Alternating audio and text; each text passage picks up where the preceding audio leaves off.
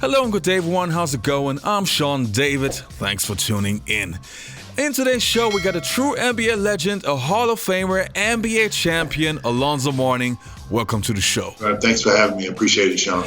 Now, Alonzo, you had an incredible NBA career, so we definitely want to talk about that. But we also want to talk about the things that you do in your post-NBA career. But I want to start off by taking you back to your college career. So when you were still playing for Georgetown, I was wondering at that time, who were the players that you were looking up to?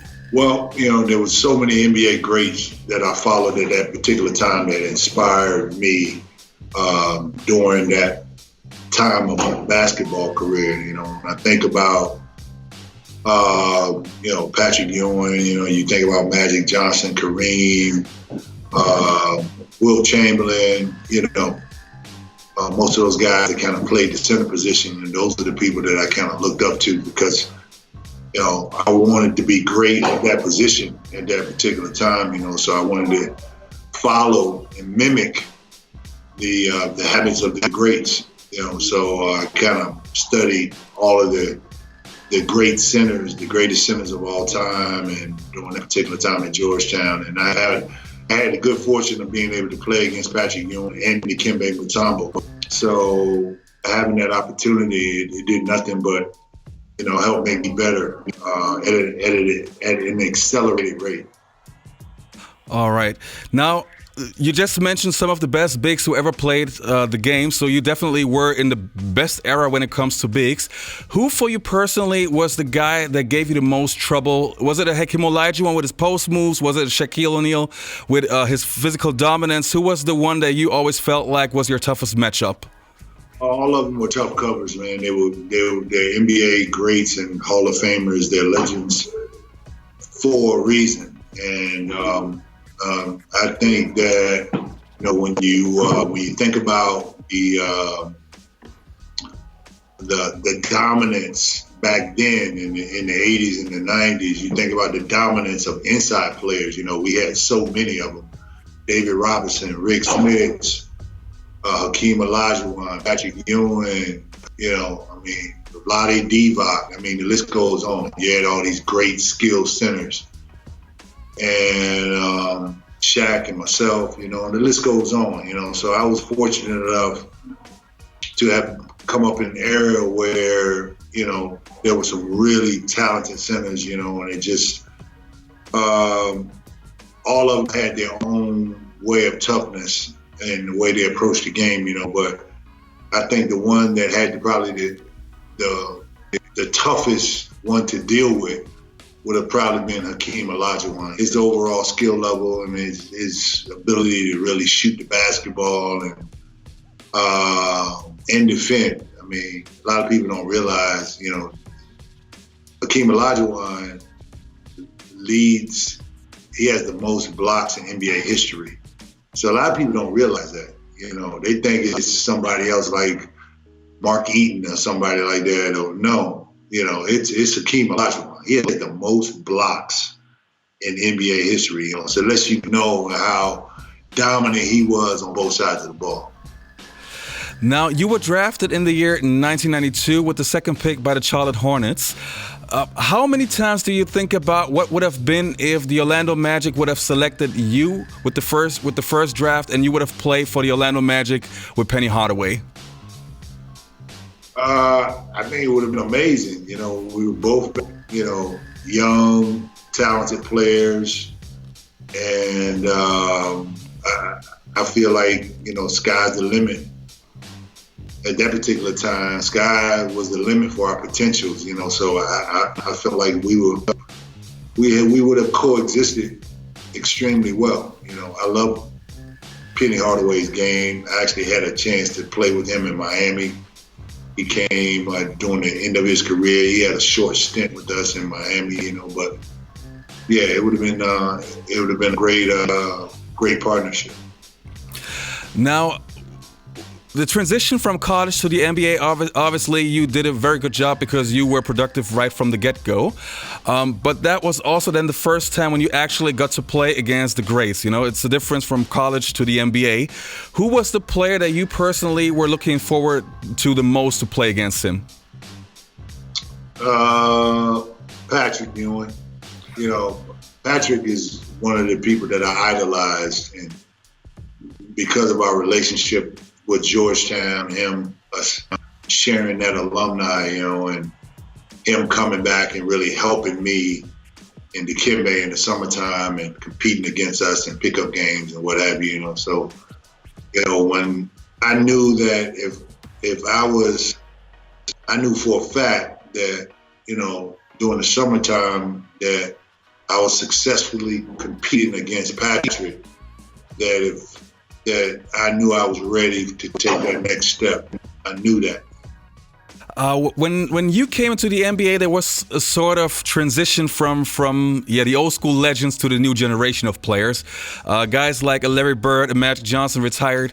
Were you some sort of sad that you didn't get the chance to play against Larry Bird, for example? Yeah, I mean, when you're growing up, you know, and you want to be the best, you want to play against the best. So obviously, yes, you know, Larry Bird was somebody that I watched and, you know, and admired throughout my basketball career. And, you know, especially my younger years when I'm watching, you know, the tape delayed NBA Finals games and everything, you know, the Lakers and the Celtics and what have you, you know. So when I'm watching those games, you know, you're looking at the talent of the greatest players, you know, and you're saying to yourself, wow, you know, I'm witnessing greatness, you know, and trying to pull a little bit of whatever you saw from these players to try to incorporate it into your game, you know. So, yes, you know, playing against Larry Bird would have been an amazing treat, you know, and I missed that opportunity by 1 year. Yes. Now, when you came to the NBA and you played for the Hornets, you basically put the Hornets on the map. When you came, the success came. And I was wondering, now, since this is so long ago, how many times do you look back and think, okay, you wonder what would have been if you guys got it together, you, Moxie, LJ, you had such a great team. I mean, you had the game winner in the playoffs, that iconic shot. You were on the verge of becoming the team. Don't you ever think back and think, what if? I do. That was a very talented team across the board. You know, we had some amazing complementary players. You know, our leadership was solid. You know, we had a great young coach in Alan Bristow, and he had us in a passing game, movement offense. You know, so it was just free movement. We got up the court really quick. We had a lot of young legs, you know, so we kind of took advantage of teams from that perspective, you know, because we had the ability to get down the court very quickly and get into our offense early. And Muggsy helped ignite that by pushing the ball up the court, you know. Larry and myself gave us solid inside presence. So my first year there, you know, we had an opportunity to make history for the franchise and go to the playoffs from my first year there as a rookie.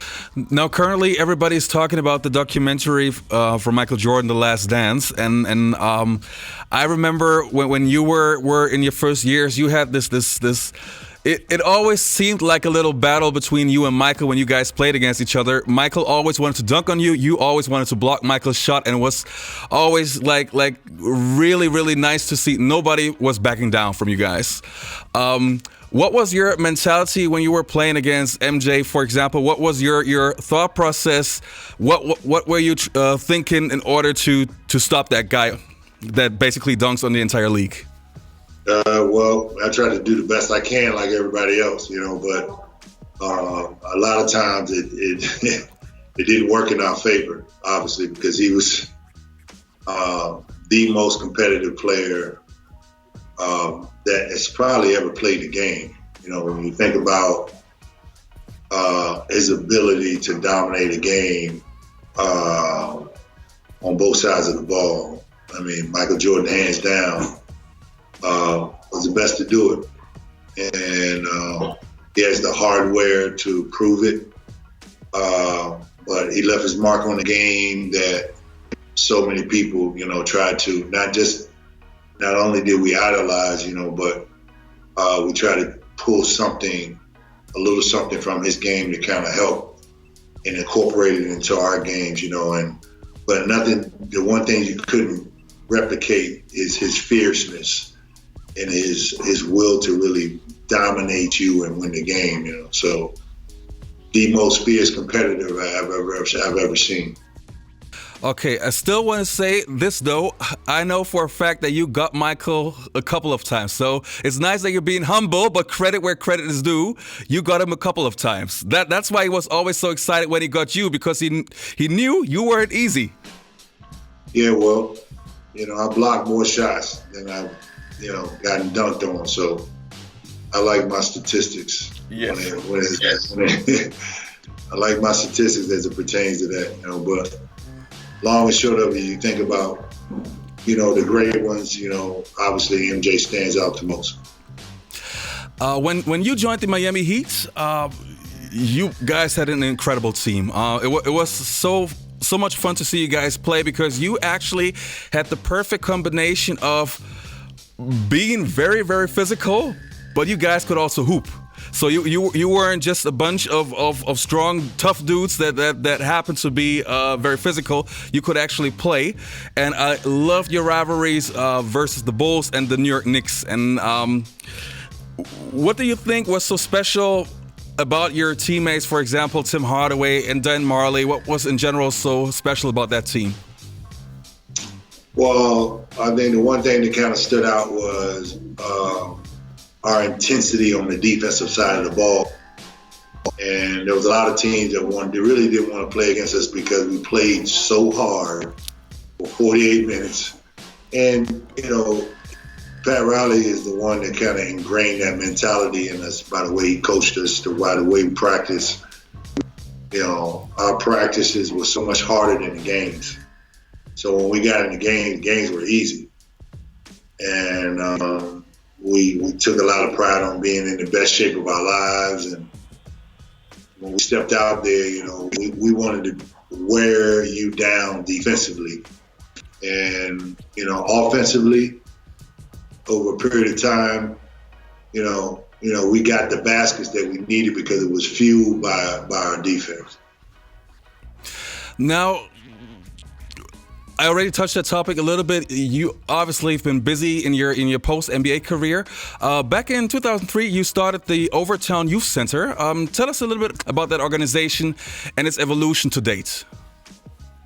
In every underserved community across the country, there's such a deep need for whether it be educational support, as well as social, mental health, all different levels of support that is needed in these particular communities. When you think about our young people in the communities, these underserved communities, a great deal of them they all have the abilities, just many of them just don't have the resources. So, I was fortunate enough to partner up with some individuals in the community that helped contribute to building this youth and enhancement facility. And a big part of my responsibility was to try to establish the right culture in the building, and was able to identify the right people to kind of assist in this process. Once the culture was created by an organization in Portland, Oregon called SCI, once that was created, a lot of magical things evolved from there. When I think of basketball, a lot of the good that has come out of it was the relationship that I've been able to establish because of it. And in turn, I've been able to utilize that to try to help as many children and families in underserved communities as possible. All right. Well, you have another project on the way. Tell me about the Capital campaign. What is that about? Well, so we originally, when the Overtown Youth Center was built by Marty Margulies, 18,000 square feet, a little over 18,000 square feet of a facility was built. gymnasium, classroom, computer labs. We had a small auditorium and dance studio, music studio, things of that nature. All the components of a layout where we wanted to kind of cover all the bases and provide what we needed to introduce young people to. When you think about what the school systems weren't providing, we wanted to try to kind of fill that void from that perspective. And so when you think about those 17 years, the growth pattern that started at the beginning, we never in our wildest dreams would have thought that we would have grown out of that space. But the need is so great and it's continually increasing. So, we decided to bring the building up to code and partially demolish it. We kicked off our capital campaign a little over 2 years ago. And it's an $18 million project. We're excited about the progress, but we still got some more challenging obstacles in front of us, but once the building's built, we got to identify the right who, again, to help change the young people's lives that we will be servicing and their families for the better. Now, obviously, currently we are worldwide in the corona crisis, and basically everybody's suffering under that. I've seen you on the news. You're like right in the middle, helping the Miami community. So what is your organization doing currently, and what can people do to help? Well, what people can do to help is to go to overtownyouthcenter.org, educate yourself on the work that we're doing. We accept the funding that will allow us to continue to grow our efforts in the community. So anything you give will be extremely helpful. We are all sharing some very difficult times on so many different levels, And when you think about the challenges that humanity faces right now, people, a lot of the stuff that we take for granted on a daily basis, people's essential needs are diminishing. So when you think about, food and, and the essential needs, they're declining, because, we got over 22 million Americans just in the United States, that file for unemployment, So when you think about that, a lot of those families are living check to check. So many of them don't know where their next meal is going to come from, if they're going to be able to, pay their bills and things of that nature, So we've partnered up with a company called Rivalry, which, they've extended the olive branch to want to assist us in helping to feed individuals, and the response has been monumental. And I want to thank Scott Harris and his team, for donating those meals. We just use our staff to kind of distribute it to the community. They come out, they grab the meals within an hour and a half. We're 3 times a week, Monday, Wednesday, and Friday, we hand out about 400 meals per day.